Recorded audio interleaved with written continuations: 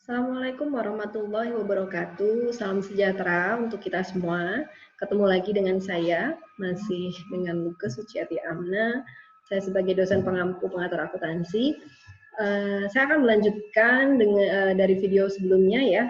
Pada video kali ini saya akan membahas proses penyesuaian. Ya, jadi dari neraca saldo yang video sebelumnya, saya akan masuk di dalam proses penyesuaian atau jurnal penyesuaian.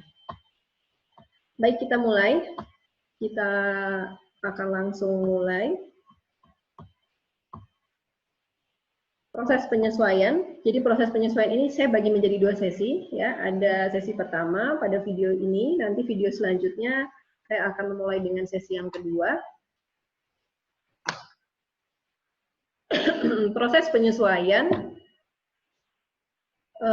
basis akuntansi yang diharuskan pernyataan standar akuntansi keuangan itu adalah basis aktual. Jadi semua pencatatan itu kita harus berdasarkan basisnya ya, basisnya berdasarkan akrual gitu ya. Nah, sekarang timbul pertanyaan, kenapa sih kok pencatatan itu harus disesuaikan atau mengapa perlu adanya penyesuaian ya. Nah, jadi sebab-sebabnya gitu ya. Jadi apa yang menyebabkan perlu adanya penyesuaian itu adalah yang pertama, perbedaan periode akuntansi dan periode pembayaran beban atau penerimaan pendapatan. Gitu. Jadi maksudnya seperti ini. Kita sudah mencatat misalkan di bulan Januari ya, pendapatan ataupun bebannya. Tetapi kita menerima uangnya, kasnya itu masih belum semua gitu. Jadi misalkan masih dicicil gitu. Jadi tidak semua. Jadi yang kita harus catat itu kita harus sesuaikan. Berarti kita tidak boleh dong mencatat ke semua nilainya gitu. Misalkan nilainya adalah 10 juta, tetapi dalam periode 2020 kita hanya baru menerima 1 juta. Nah, itu kan berarti 9 jutanya harus disesuaikan. Karena dalam periode waktu 2020 kita baru hanya menerima sebesar 1 juta saja. Itu contohnya. Nah, yang kedua ada alasan kepraktisan. Jadi memang supaya lebih memang real gitu ya, praktis, real. Jadi kita faktual. Jadi kita harus memang menyesuaikan berdasarkan accrual basis tadi. Sekarang konsep pengakuan pendapatan dan pengakuan beban. Biasanya yang perlu dilakukan proses penyesuaian itu adalah memang pendapatan dan beban. Karena memang pendapatan dan beban itu kita kadang-kadang tidak real gitu ya, yang kita terima uangnya itu kalau secara basis accrual tidak seperti itu gitu loh, makanya harus dilakukan penyesuaian gitu kan. Nah, sekarang pengakuan pendapatan diakui dan dicatat pada saat pendapatan sudah dimiliki atau menjadi hak milik karena prestasi sudah dilaksanakan atau penjualan sudah dilakukan. Itu konsepnya. Kapan kita sudah bisa mencatat, mengakui dan mencatat sebagai pendapatan kita ya setelah saat sudah dilaksanakan. Misalkan kita sedang mengerjakan suatu proyek pengerjaan jembatan umpamanya gitu. Kapan sih pendapatan jasa atas pembuatan jembatan itu kita boleh catat di perusahaan kita? Ya saat setelah dibuatnya berita acara penyelesaian jembatan gitu. Jembatan sudah selesai dikerjakan, kita buat berita acara. Nah, bolehlah saat itu per tanggal itu kita boleh mencatat pendapatan. Itu pengakuannya. Nah, sekarang beban. Kalau beban, pengakuan beban-beban diakui dan dilaporkan pada periode akuntansi yang sama dengan terjadinya pendapatan sama. Pada dasarnya pendapatan sama beban. Jadi konsep pengakuannya tidak jauh berbeda atau bahkan tidak berbeda. Sekarang kita lihat, ayat-ayat jurnal penyesuaian dapat dibagi atas 5 kategori. Gitu ya. Ada ayat-ayat jurnal penyesuaiannya, ada yang pertama, jadi jenis-jenis jurnal penyesuaian itu apa saja deh gitu ya. Akun apa saja yang harus kita sesuaikan atau yang biasanya kita catat dalam jurnal penyesuaian, itu ada yang pertama adalah biaya dibayar di muka. Ya, biaya dibayar di muka artinya adalah kita sudah menerima uang, tetapi pengerjaan maaf, biaya dibayar di muka berarti kita sudah bayar gitu ya, kita sudah bayar, tetapi kita belum mendapatkan apa gitu ya, apa yang seharusnya untuk kita. Nah, kemudian ada yang namanya pendapatan diterima di muka. Nah, kalau pendapatan diterima di muka seperti tadi yang saya keliru ya menjelaskan adalah kita sudah menerima uang, tetapi pekerjaan belum kita lakukan, bisa jadi belum dilakukan atau bisa jadi belum selesai. Tetapi pembayaran sudah diterima full, misalnya seperti itu. Nah, kemudian yang ketiga ada lagi biaya yang masih harus dibayar.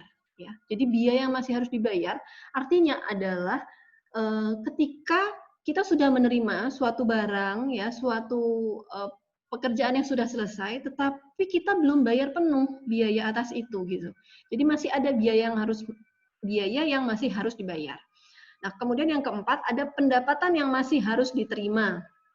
Nah, itu tadi kebalikannya dari pendapatan diterima di muka, gitu loh. Jadi pekerjaannya sudah selesai, tetapi pendapatannya masih ada yang belum kita terima, gitu ya. Yang terakhir adalah unsur-unsur estimasi. Jadi hanya kepada transaksi-transaksi estimasi kita mengestimasikan sesuatu, gitu ya.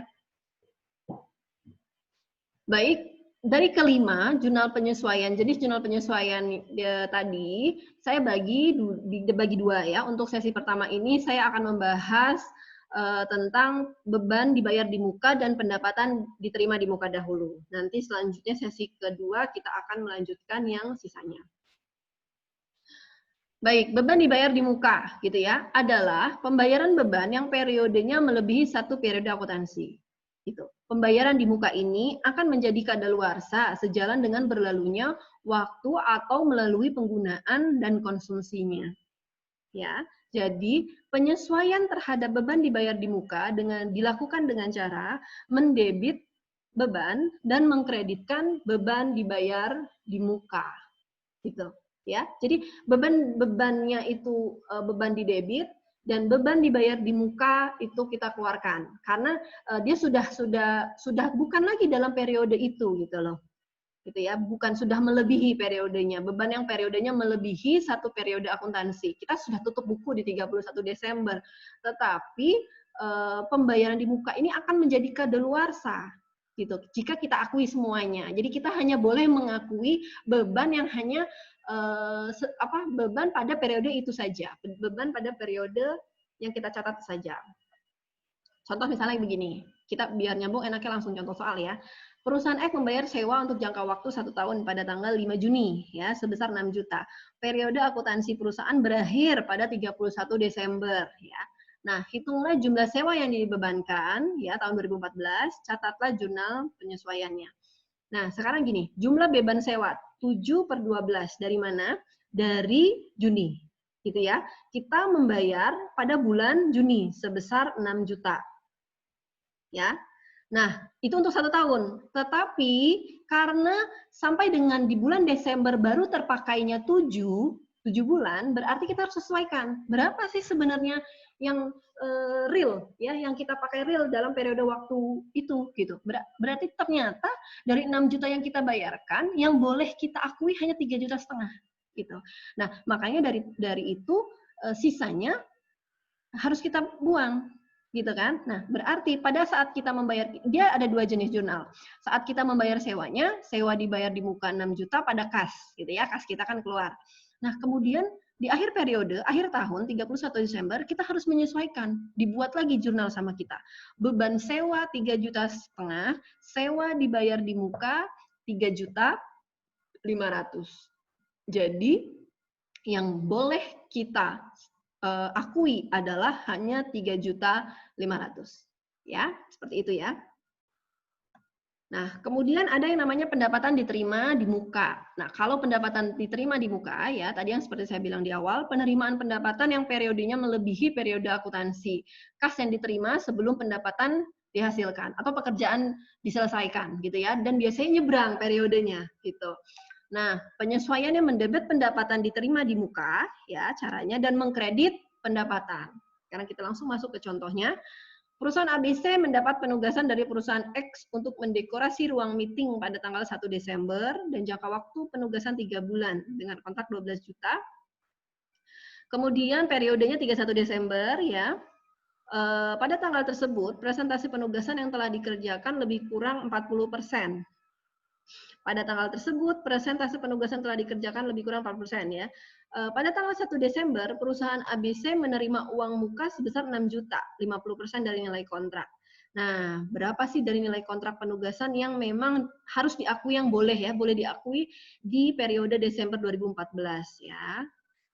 Seperti ini penyelesaiannya. Pendapatannya untuk tahun 2014 ya, 40%-nya 12 juta. Jadi dari 12 juta nilai kontrak, karena sampai dengan 31 Desember baru telah dikerjakan lebih kurang 40% ya, yang baru kita kerjakan. Nah, berarti yang boleh diakui hanya 40% saja. Gitu ya. 40% dari 12 juta adalah 4.800.000. Nah, berarti jurnalnya seperti apa? Saat tanggal 1, waktu kita mencatat pertama kali kita menerima uang, ya, menerima uang 6 juta, ya kan?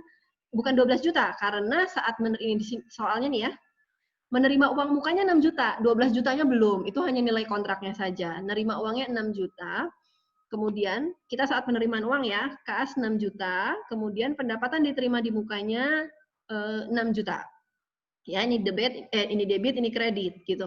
Ketika akhir tahun, akhir periode, kita sesuaikan nih jurnal penyesuaiannya. Jurnal penyesuaiannya adalah pendapatan diterima di muka, kita keluarkan 4.800.000 dan kita hanya boleh mengakui pendapatan jasa kita sebesar 4.800.000 gitu karena baru selesai 40%. Jadi intinya pada dasarnya adalah baik itu beban maupun pendapatan, kita harus sesuaikan berapa yang memang benar-benar kita terima di periode saat ini atau berapa yang benar-benar kita keluarkan di periode saat ini gitu ya.